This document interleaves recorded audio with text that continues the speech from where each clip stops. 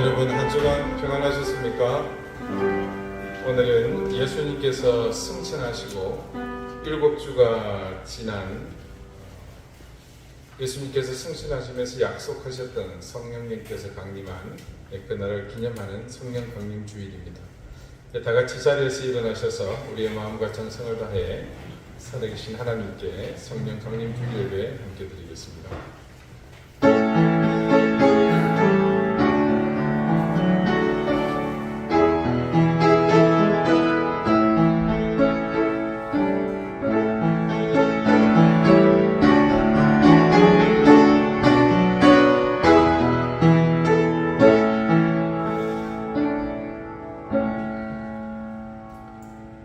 진리의 성령이 오시면 그가 너희를 모든 진리 가운데로 인도하시리니 그가 스스로 말하지 않고 오직 들은 것을 말하며 장래 일을 너희에게 알리시리라.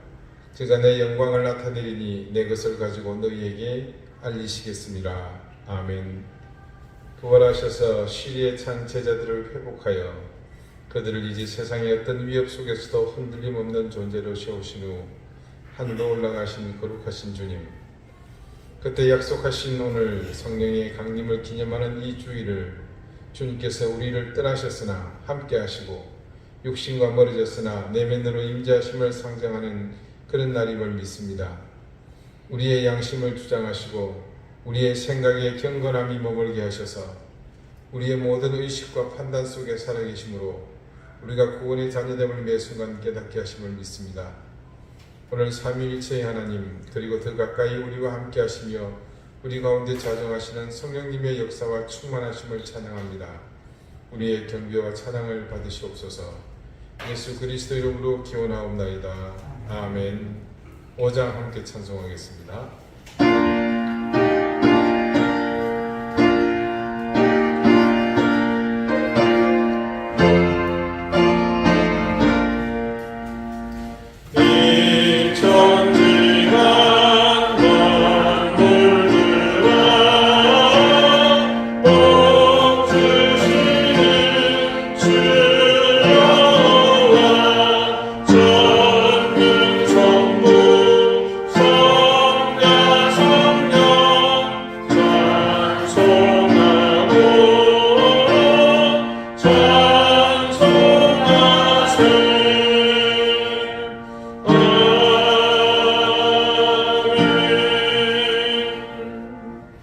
이제 다 함께 참여의 기도를 드리겠습니다.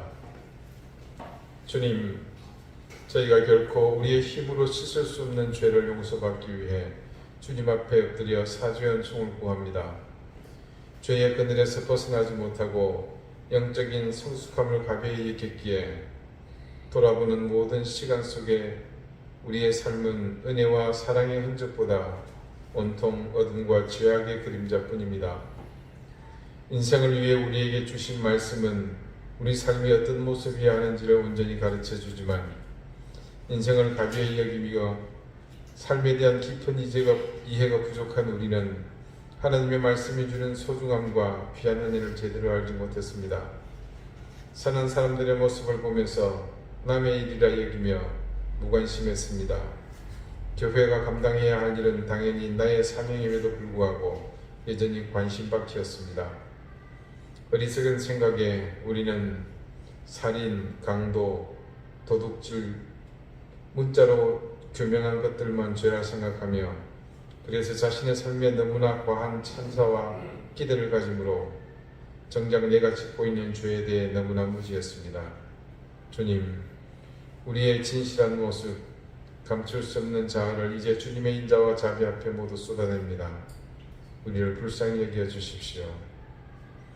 이제는 하나님과 나만이 아는 은밀한 죄를 생각하며 계속해서 침묵 가운데 참회의 기도를 드립니다.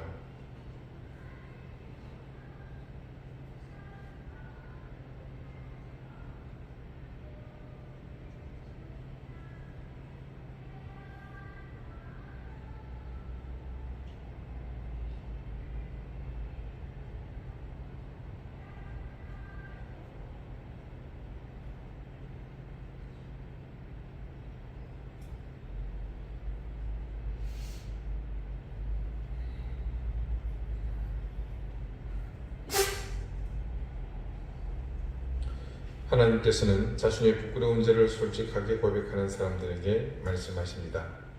그러므로 이제 그리스도 예수 안에 있는 자에게는 결코 정죄함이 없나니 이는 그리스도 예수 안에 있는 생명의 성령의 법이 죄와 사망의 법에서 너를 해방하였습니다. 아멘. 이제는 사도신경으로 우리의 신앙을 고백하오니 나는 전능하신 아버지 하나님 천지의 창조주를 믿습니다. 나는 그의 유일하신 아들 우리 주 예수 그리스도를 믿습니다. 그는 성령으로 잉태되어 동정녀 마리아에게서 나시고 본디오 빌라도에게 고난을 받아 십자가에 못 박혀 죽으시고 장사된 지 사흘 만에 죽은 자 가운데서 다시 살아나셨으며 하늘에 오르시어 전능하신 아버지 하나님 우편에 앉아 계시다가 거기로부터 살아있는 자와 죽은 자를 심판하러 오십니다. 나는 성령을 믿으며 거룩한 공교회와 성도의 교제와 죄를 용서받는 것과 몸의 부활과 영생을 믿습니다. 아멘. 자리에 앉으시기 바랍니다. 이제 다 함께 성시를 교독하겠습니다. 성시는 교독문 136번 성령 강림 두 번째입니다.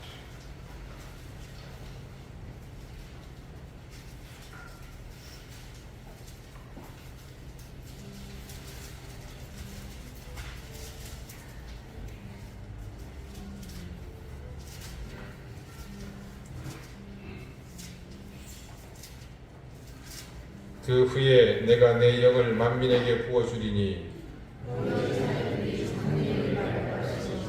너희 늙은이는 꿈을 꾸며 너희 젊은이는 이상을 볼 것이며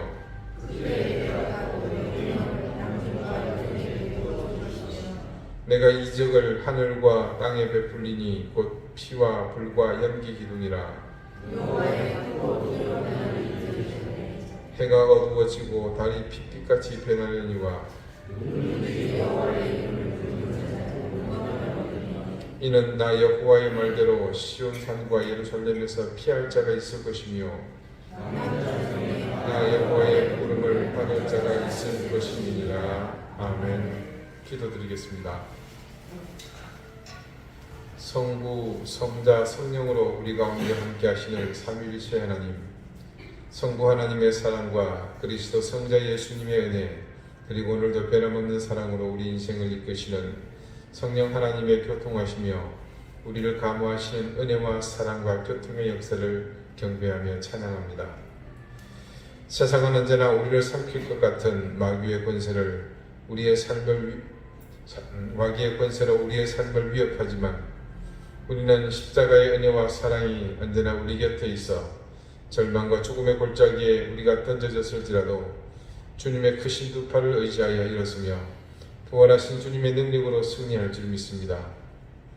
주님이 주신 이 능력을 신뢰하며 의지하고 그 능력을 통해 우리 인생의 강물을 길어올리며 하루하루 의미 없이 소진되는 인생의 귀한 가치를 더하며 주님의 자녀로 사는 이 구원의 은혜를 덧입게 해주십시오. 세상의 소란함에 우리의 마음을 뺏기지 않게 해주십시오. 불의와 타협하지 않게 하시며 욕망에 목말라 하지 않게 하시고 지금 내가 가는 길이 불확실하고 그 길이 희미할지라도 하나님의 인도와 말씀의 길을 따른다면 반드시 의와 진리로 나아갈 것이라는 확신을 갖게 해주십시오. 하나님, 세상은 욕망을 다스리지 못한 미련한 인생들로 인해 온통 원망과 한숨으로 가득합니다. 그런 때보다도 하나님의 사랑과 복음의 능력이 필요한 이때 이 땅에 세워진 교회들이 자신의 자리에서 이제는 자랑하며 자기를 드러내는 모습보다 엎드리며 겸비하여 하나님의 자비를 구하고 세상을 향한 자신의 역할을 새롭게 인식하며 본인의 모습으로 묵묵히 최선을 다하게 해주십시오. 우리의 삶은 이전과 비교할 수 없이 윤택하고 다양해졌지만 그 풍요로움과 편리함에 익숙해진 우리는 자아를 상실하며 풍요와 그로 인한 편리함의 노예가 되었습니다. 우리에게 잃어버린 것들과 무의식 속에 사라져버린 것들을 회복하며 하나님이 창조하신 우리 인생의 가치들을 채워나가게 해주십시오. 하나님, 광기로 인해 수많은 생명이 이 시간도 목숨을 잃어가고 있습니다. 우리 주변도 그와 못지않은 수많은 사람들이 삶의 터전을 잃고 가정이 무너지고 생의 의욕마저 상실한 채 하루하루 방황하는 삶을 사는 이들이 있습니다. 주님, 이 땅을 불쌍히 여겨 주십시오. 무너지며 하나님 흩어진 이 땅을 하나님께서 새롭게 붙들어 주시고 그 가운데 방황하는 인생들을 회복해 주시기를 기도합니다. 우크라이나에서 일어난 전쟁이 속히 종식되게 하시고 세계 여러 곳에서 지금도 분쟁과 아픔의 소식이 들리고 있는 곳들, 미얀마와 수단과 아프가니스탄, 이란 등 하나님 그곳에 있는 모든 인생들의 삶을 기억해 주시고 속히 분쟁이 그치며 평화와 은혜의 날들이 도래하게 해주시기를 구합니다. 우리 이든교회를 사랑하시는 주님, 주님의 사랑에 부끄럽지 않는 우리 교회 되게 하시고 우리 모두가 하나님의 그 선한 뜻을 쫓기에 부끄럽지 않은 그런 인생이 되게 해주십시오. 올바른 믿음, 정직한 신앙, 하나님 이것이 우리 삶의 근간이 되게 해주시고 그런 삶을 살기를 애쓰는 우리 교우들 하나님께서 붙잡아 주시며 힘을 더해 주십시오. 그래서 한 사람의 신실한 신앙인으로 또 스스로 한 교회로서 우리 자신을 이 땅에 온전히 세워가는 은혜가 있게 해주시기를 기도합니다. 교우들 가정들을 지켜주시고 생업의 복을 더해 주십시오. 무엇보다 사랑하는 자녀들 하나님께서 은혜로 붙잡아 주시고 지혜와 명철로 그 자녀들의 앞길을 평탄케 해주십시오. 주님, 무엇보다도 질고로 고통받고 있는 사랑하는 가족들 하나님 일일이 기억해 주시고 그들의 질고를 주님께서 깨끗게 해주시며 온전케 해주시며 회복해 주심으로 하나님의 은혜 가운데 거하는 능력이 은혜가 사랑이 있게 해주십시오. 하나님, 오늘 이 예배를 통해 주실 은혜와 복을 기대합니다. 겸손한 마음으로 겸비하여 가난한 심령으로 주님을 바라보는 이 시간 되게 해주십시오. 감사드리며 예수 그리스도 이름으로 기도드립니다.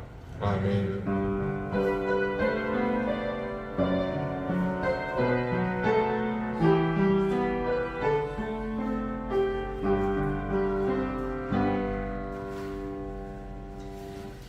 찬송가 36장 함께 찬송하겠습니다.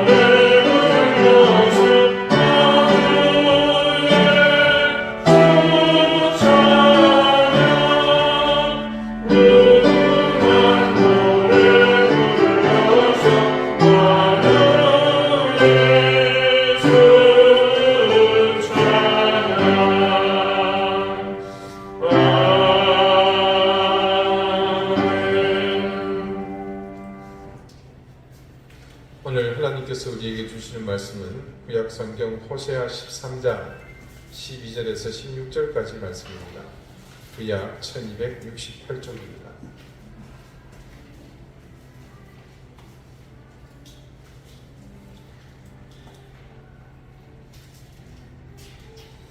호세아 13장 12절에서 16절까지 말씀을 제가 읽겠습니다. 이제 다 같이 자리에서 일어나 하나님의 말씀을 경청하십시오. 에브라임의 불의가 봉함되었고 그 죄가 저장되었나니 해산하는 여인의 어려움이 그에게 임하리라. 그는 지혜 없는 자식이로다. 해산할 때가 되어도 그가 나오지 못하느니라.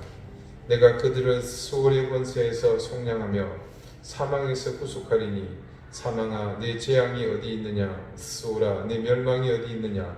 뉘우침이 내 눈앞에서 숨으리라. 그가 비록 형제 중에서 결실하나 동풍이 오리니 곧 광야에서 일어나는 여호와의 바람이라. 그의 근원이 마르며 그의 샘이 마르고 그 쌓아둔 바 모든 보배의 그릇이 약탈되리로다. 사마리아가 그들의 하나님을 배반하였으므로 형벌을 당하여 칼에 엎드러질 것이요 그 어린아이는 부서뜨려지며 아이벤 여인은 배가 갈라지리라. 아멘. 자리에 앉으시기 바랍니다. 하나님께서 말씀으로 우리에게 은혜 주시기를 원합니다. 오늘 말씀의 시작은 이렇습니다. 하나님께서 이스라엘의 죄를 봉함하셨습니다. 봉함. 네, 봉투에 넣어서 그 입구를 묶었다는 뜻이죠. 그리고 그 죄가 영원히 소멸되지 않도록 저장하셨다고 선언합니다. 그런데 그 다음 이어지는 말씀은 해산하는 여인의 어려움이 그에게 누구겠습니까? 이스라엘이겠죠? 이스라엘에 임할 것이라고 증거합니다. 해산하는 여인의 어려움이라는 것은 다른 것 있겠습니까? 태아가 밖으로 나와야 하는데 여러 가지 이유로 나오지 못하는 그런 경우를 말하겠죠. 오늘 말씀에도 그런 여러 가지 상황 중 하나로 해산할 때가 되어도 그가 나오지 못하느니라 라고 여인이 해산해야 되는데 겪고 있는 고통을 이렇게 그대로 전해주고 있습니다. 지금까지 숨겨두었기 때문에 겉으로 드러나지 않았습니다. 그런데 시간이 지나니까 그 봉지가 자꾸 부풀어 올라서 터지려고 합니다. 그러니 이게 예전에는 봉지 가운데 들어있어서 묶어놔서 드러나지 않았는데 이제 터져버리니 다 드러날 그런 지경에 이르게 됩니다. 마치 어떤 여인이 임신했는데 밖으로 드러낼 수 없어서 처음에는 복대로 누르고 한동안 그 사실을 감춰왔습니다. 하지만 그것은 임신 초기에나 가능한 일이지 6개월 이상 되면 그때부터는 물리적으로 숨기는 것은 거의 불가능합니다. 마찬가지입니다. 언제까지나 죄를 숨기는 것은 불가능합니다.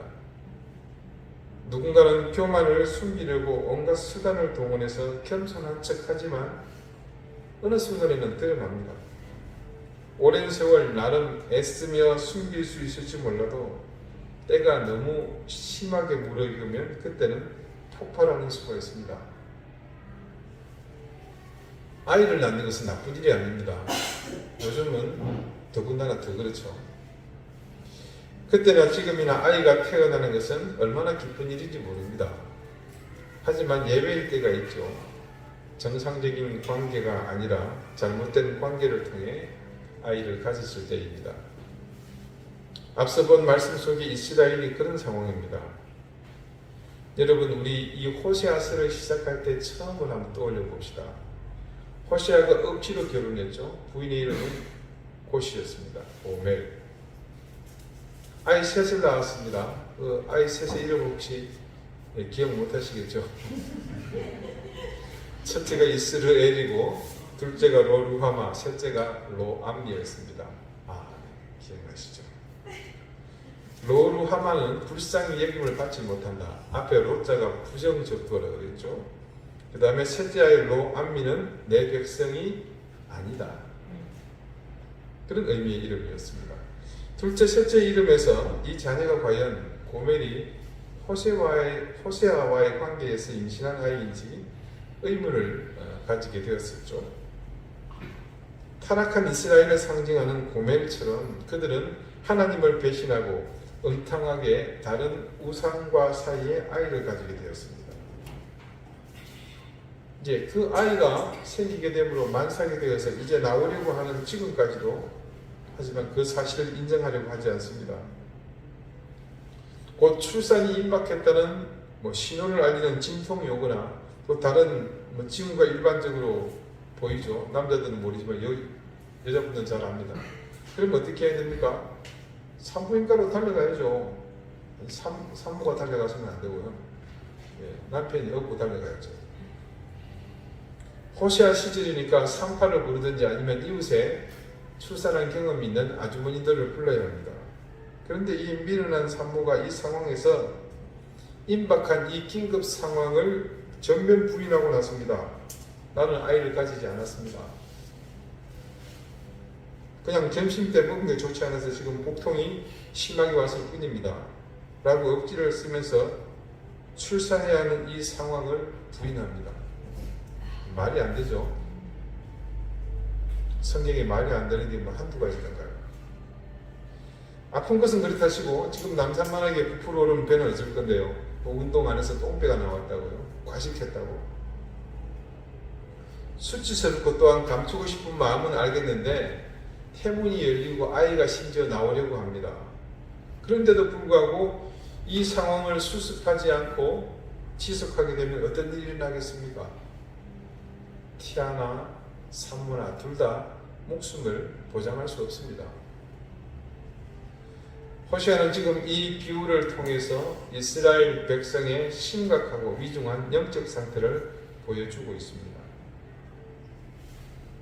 지혜롭지 못하고 미련한 신앙인들의 문제가 바로 이와 같습니다. 분명 죄를 지었습니다. 그래서 그로 인한 심각한 갈등이 생깁니다. 그런데도 그걸 인정 안 합니다. 컨디션이 좋지 않아서 그냥 조금 우울해서 그럴 뿐 회개할 만한 일은 아니라고 생각합니다. 하지만 그러다가 나중에 이것이 문제가 커져서 터지면 어떻게 됩니까? 그때는 손 쓸 수 없이 늦어버리고 맙니다. 자기 신앙에 문제가 생기고 이상이 있을 때는 빨리 치료해야 합니다.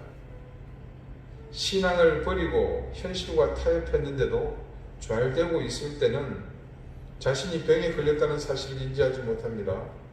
이런 경우는요, 거의 예상하기는 중병에 걸렸을 확률이 높습니다. 내 고집대로, 내 생각대로 하고 있는데도 우리는 배웠으니까 이걸 어떻게 표현해야 되죠? 자기 소견에 옳은 대로 그렇게 거침없이 했는데도 불구하고 뭔가 술술 일이 잘 풀립니다. 술술. 만약에 그랬다면 그때는 하나님이 나를 그냥 방치하고 계시는구나. 이제 더 시간이 지나고 나면 수습할 수 없는 지경에까지 이르겠구나. 이렇게 생각하면 틀림없습니다. 우리는 잘 알고 있지 않습니까? 하나님은 사랑하는 자녀가 자기 소견에 옳은 대로 해가는 것을 절대 좌시하지 않습니다. 왜요? 사랑하기 때문에. 사사건건 안 되게 하시고 실패하게 하시고 무너지게 하시고 주저앉게 하시고 그 길로 달려가는 우리의 뒷다리를 걸어서 넘어지게 하시죠. 여러분이 전부 경험하신 일들입니다. 그런데 모든 일이 다 잘되고 만사형통 일사천리 언제나 승리하셨다면 그건 미안하지만 지금 하나님이 여러분을 버리고 계신 겁니다. 그리고 여러분이 저를 만나서 이 자리에 앉아있을 이유도 없죠. 자, 다시 출산 현장으로 가봅시다. 지금 태문이 열리고 아이가 나오려고 합니다. 그때는 이제 다 드러난 것 감추거나 거짓말할 필요가 뭐 있겠습니까? 지금 저 죽을 것 같아요. 지금 내 뱃속에서 아이가 나오려고 합니다. 그렇게 사실대로 고백해야 하지 않겠습니까? 그렇게 해야 삽니다. 아이도 산모도 모두 사는 거죠. 충분히 살 수 있고 치료할 수 있는데도 불구하고 자존심, 그 빌어먹을 명예 때문에 고집 부리다가는 비참한 결과를 마주해야 합니다. 그렇게 고집 부리다가 이제 비참한 결과를 마주하게 된 이스라엘의 모습을 호세아는 이렇게 말하고 있습니다. 근데 놀랍습니다. 14절 보실까요? 내가 그들을 스울의 권세에서 속량하며 사망에서 구속하리니 사망아 내 재앙이 어디 있느냐 스울아 내 멸망이 어디 있느냐 네 육침이 내 눈앞에서 숨으리라. 무슨 얘기입니까? 지금이라도 돌이키면 내가 이렇게 하겠다는 겁니다. 죄를 잉태했습니다. 하나님을 등지고 세상 속으로 그 땅의 우상을 향해 나갔으니 당연히 그 땅, 그 우상의 모든 것을 잉태할 수밖에 없었습니다. 그렇게 잉태한 죄가 만삭이 되어서 터질 지경에 이르렀습니다.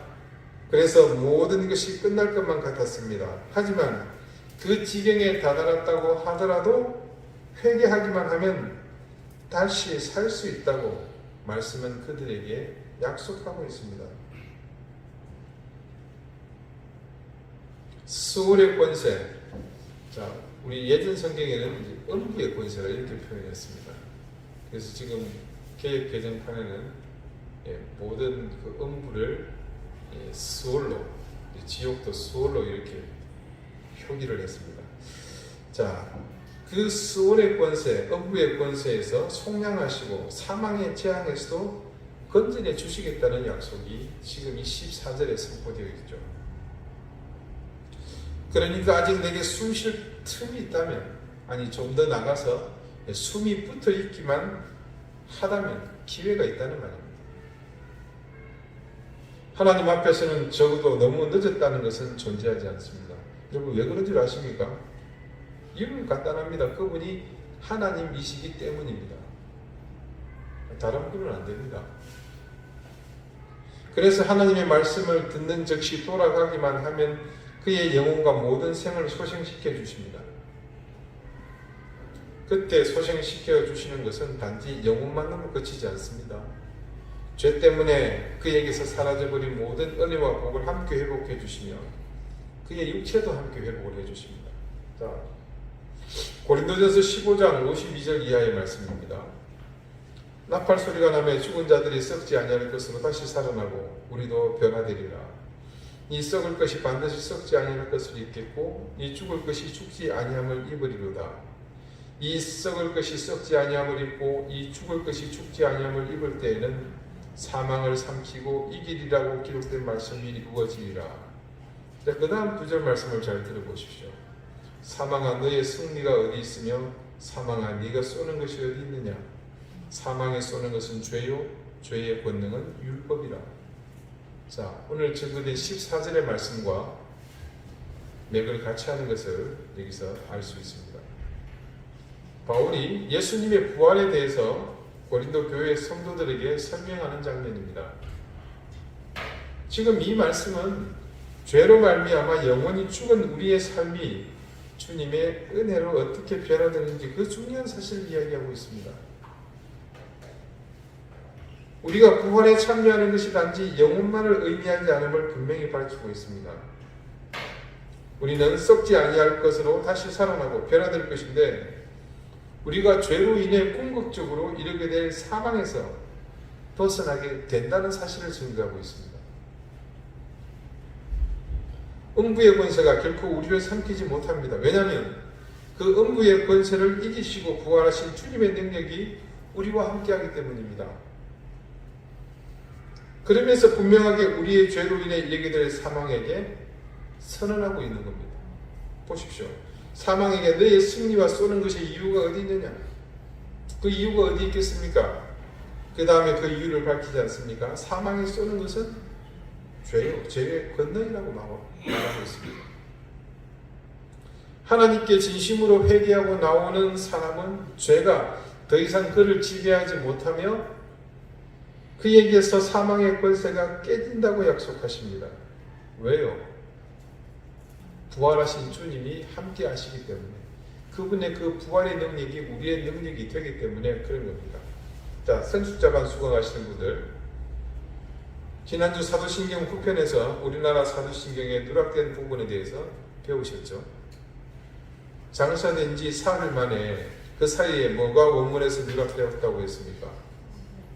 지옥에 내려가셨다가 혹은 음부에 내려가셨다가 영어로 He descended to hell, 이 부분이 빠졌다고 했죠.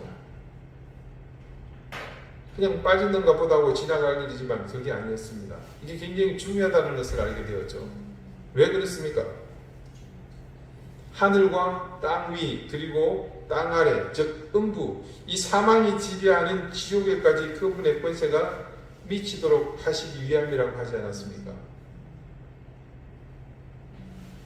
그래서 그곳에서 부활하신 주님의 능력으로 이제 그분의 이름을 붙드는 사람, 그분의 이름을 부르는 모든 사람은 다시는 사망에 쏘지 못하고 죄의 권세가 이기지 못하며 율법이 저주하지 못하도록 하시겠다는 그런 말씀이었습니다.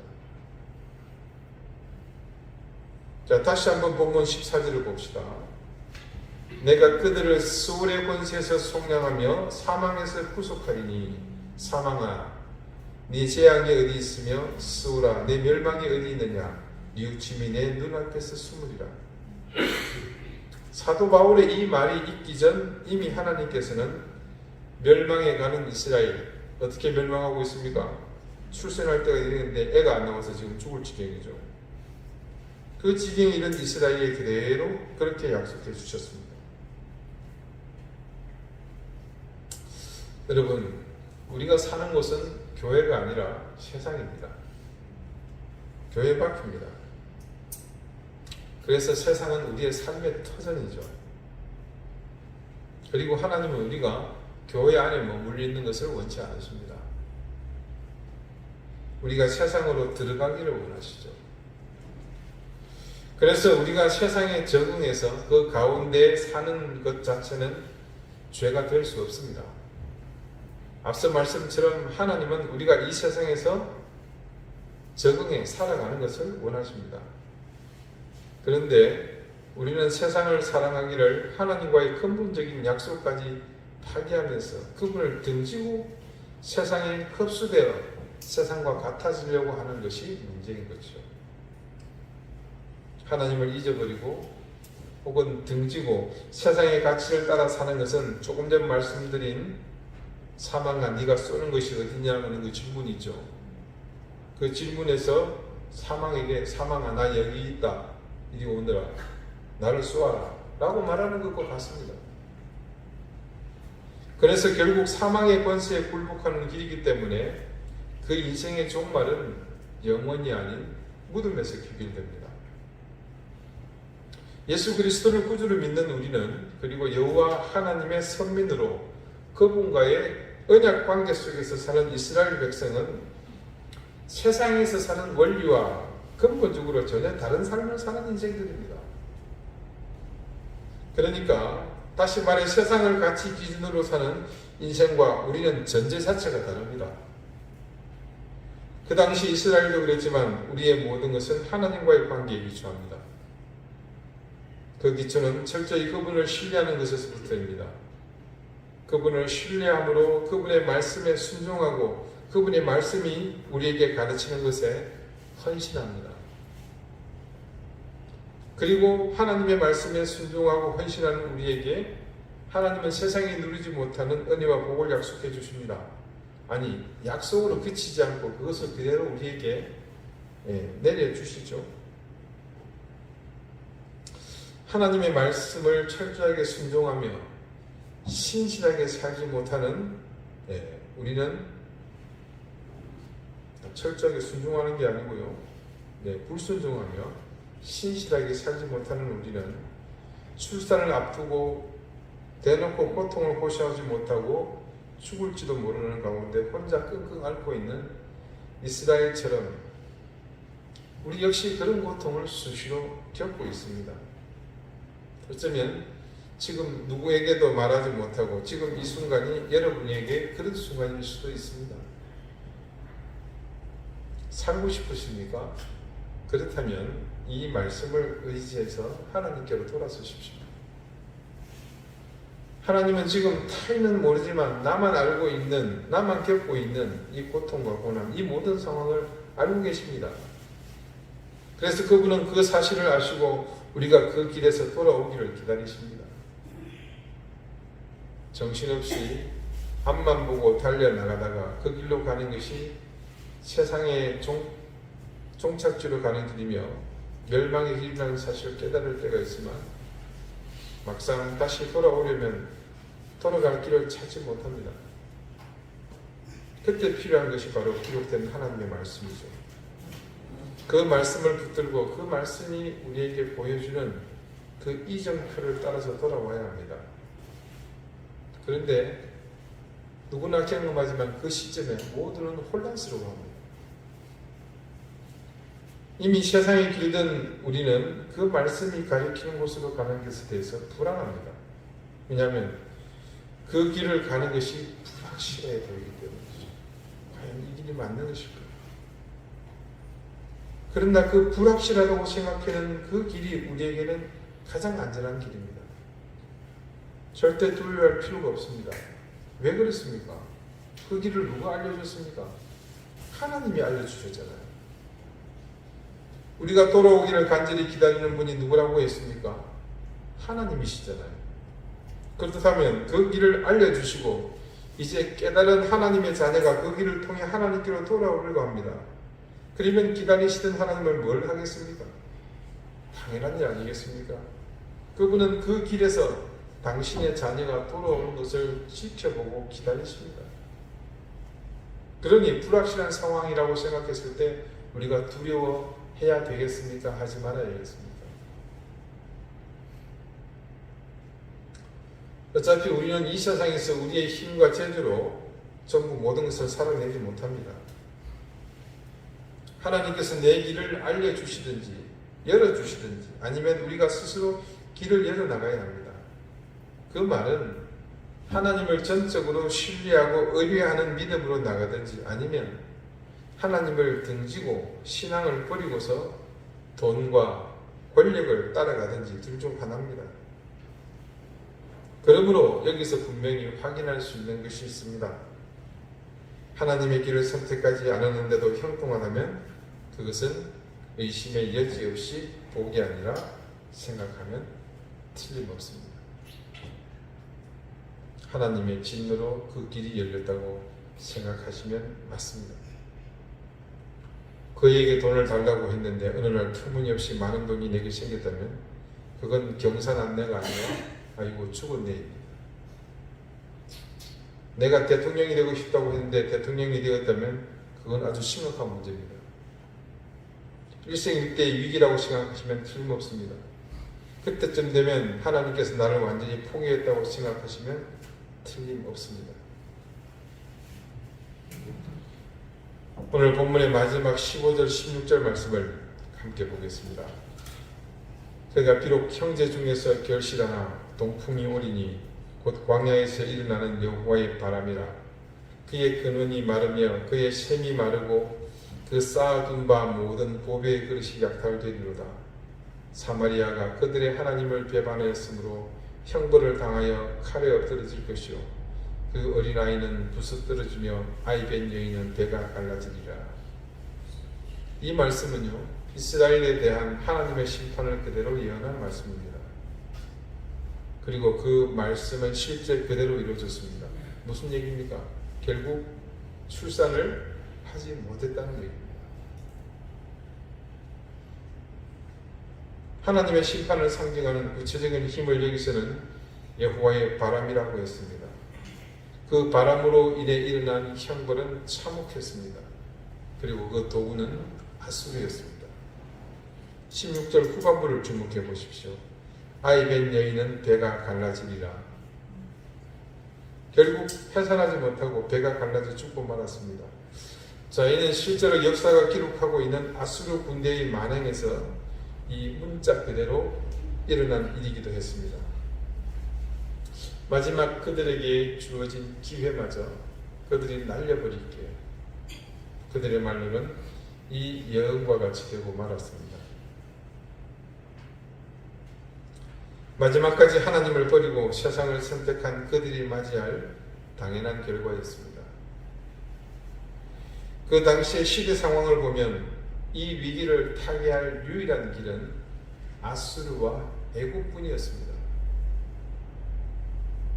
그런데 선지자들이 자꾸만 항복하라고 돌이키라고 아수르와 애국을 의지하지 말라고 하니 그들은 그 말을 고지고대로 들을 수가 없었습니다.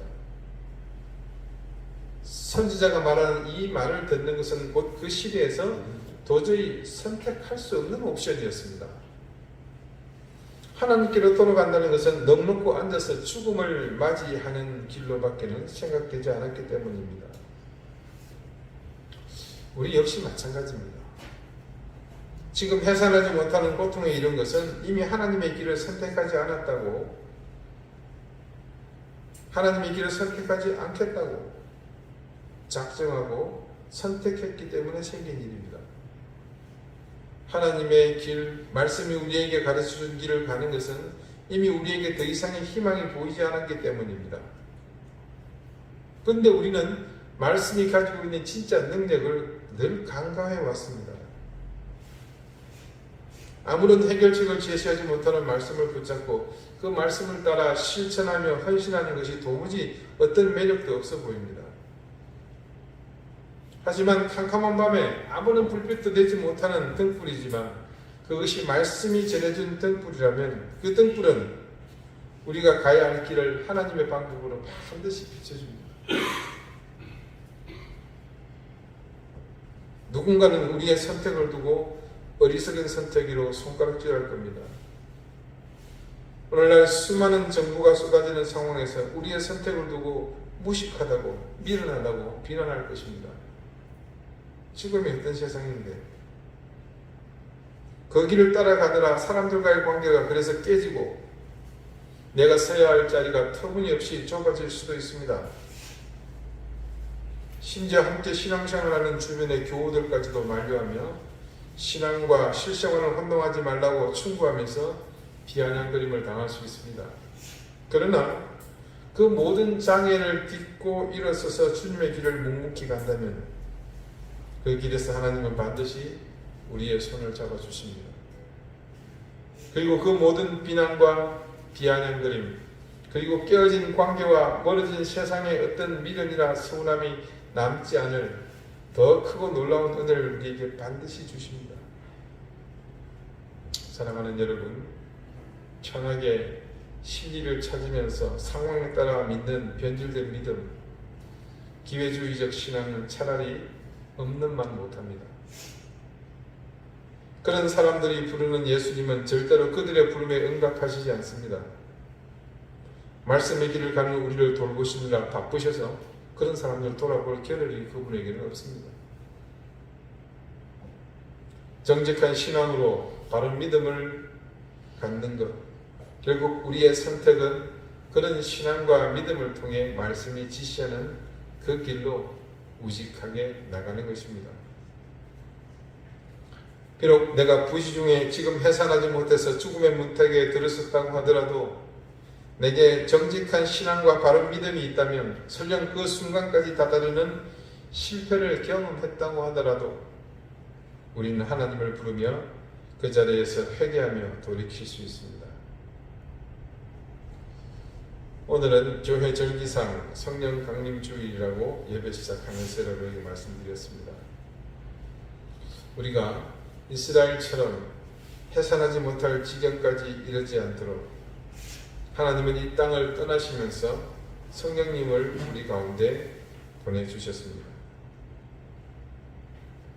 우리가 과연 하나님의 말씀을 받으며 그 길을 선택하는 길을 또한 어떻게 가야 할지 막막할 수 있습니다.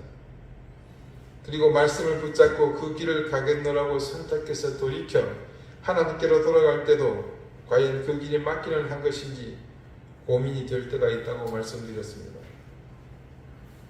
그때 희미한 우리의 의지에 확신을 주시는 힘이 있습니다.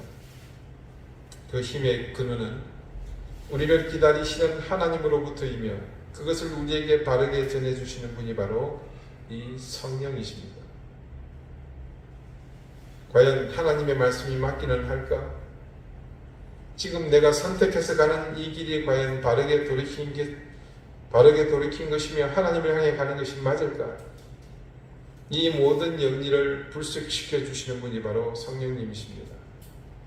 그리고 그분은 이미 우리에게 깊숙이 깃들어 계시며 지금 이 순간도 여러분을 감동하셔서 이 말씀을 확신하게 하시고 그것을 믿게 하셔서 우리에게 정직한 신앙과 바른 믿음의 길로 떠밀고 계십니다. 여러분, 하나님을 믿으십니까? 그렇다면 이제 두려워하지 마시고 늘 담대하게 선택하시고 그 길에 여러분의 인생을 던지십시오.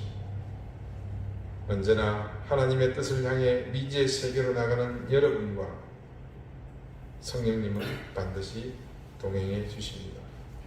기도드리시겠습니다.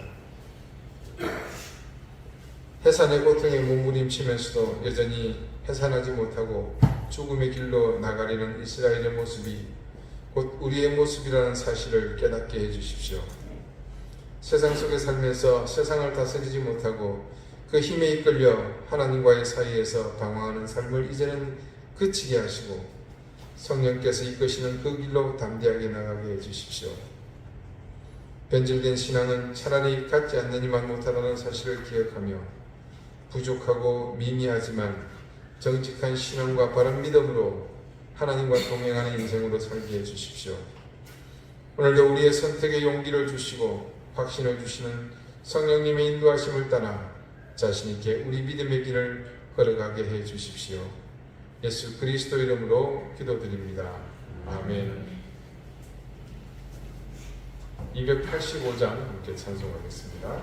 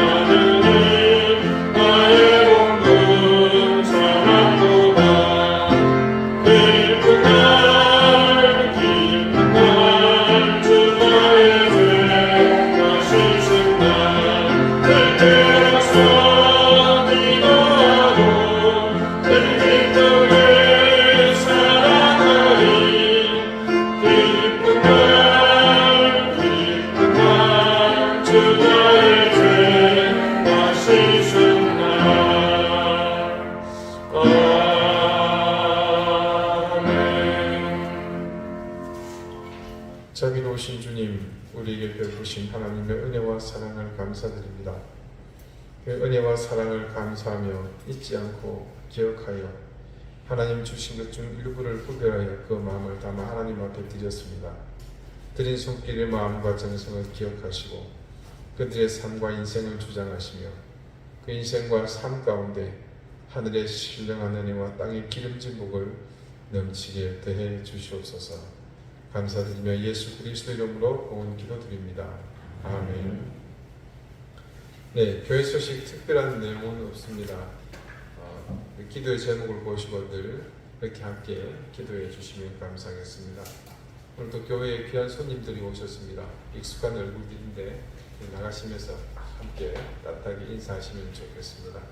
네, 다 같이 자리에서 일어나셔서 54장 함께 찬송하겠습니다.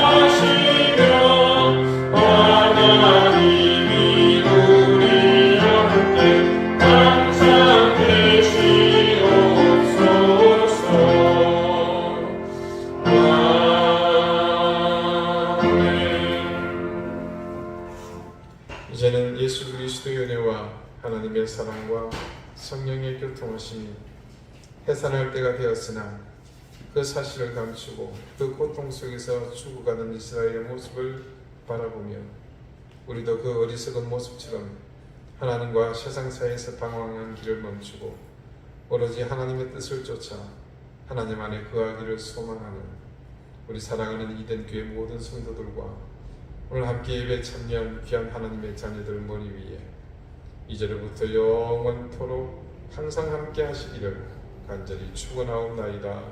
아멘.